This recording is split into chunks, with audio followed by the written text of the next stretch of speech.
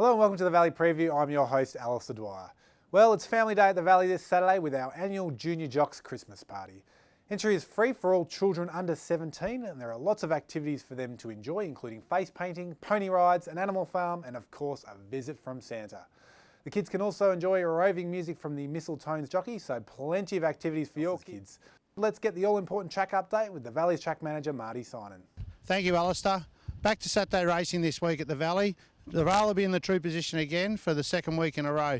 Following our previous meeting on the Friday, the track pulled up enormously, so I'm very confident that the track will race very even again this week with the week's break. It's been a different week for weather this week. We had a really hot day on Monday, then we've had some good rain early in the week.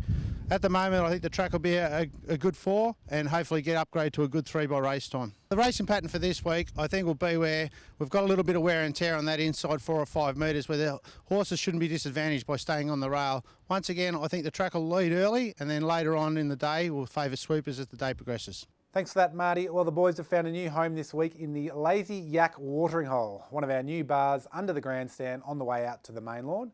Make sure you check it out on Saturday. Over to you, lads. Thanks, Al. It's great to be back here for another week, Benny.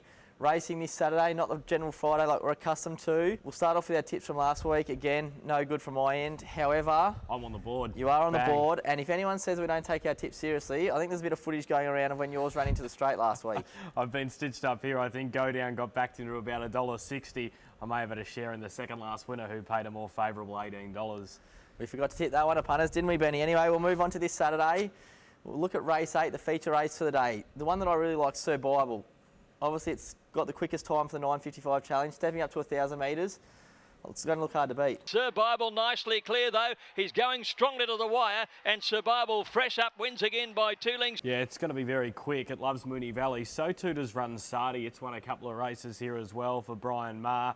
I think it'll be going pretty close. It's Runzardi all out. Borada trying hard, but Runzardi too fast and wins it. Straturbo's another horse who's first up from New South Wales, and I think it's got form to match it with these. And then we've got Rock and Gold. Rock and Gold's actually one of 6 horses that's previously won a 9:55 challenge heat. Did hold the record for a couple of weeks earlier in the season. Should be thereabouts. Rock and Gold takes the lead and strong right to the wire. Rock and Gold drew away one up by a length. Yeah, and I don't mind Vézelay either, so I think that's a really hot race, eh?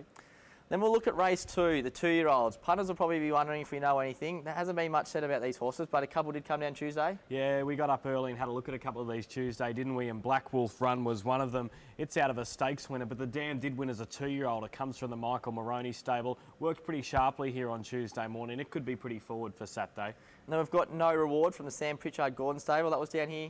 Yeah, it was here as well. Reward for effort filly for Sam Pritchard Gordon, and I thought it worked okay too with a partner. Michael Walker rode it, and the other horse was Bandipur, and this won a trial pretty nicely for Godolphin not too long ago. And we caught up with David Charles, and this is what he had to say about its progression since that trial.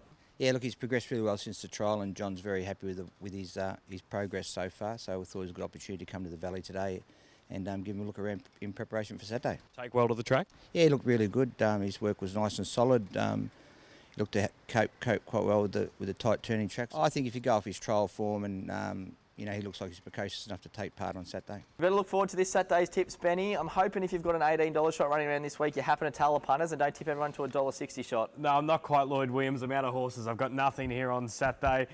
Speaking of Lloyd Williams, I think Little White Cloud can run really well. Second up. Who are you going with, mate? Well, I think it's quite obvious I've been disappointing to our punters recently, so I've had a good hard look this week, and I'm going to save it until race 9. Chaser Horizon from the Henry Dwyer stable. Can train. He can. Ran 7th here a fortnight ago, had no luck at all. Previously before that, it had 2 wins.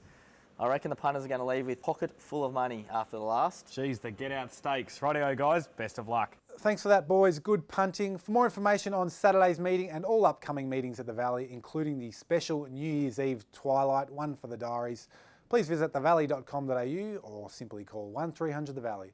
I'll see you with the kids on Saturday.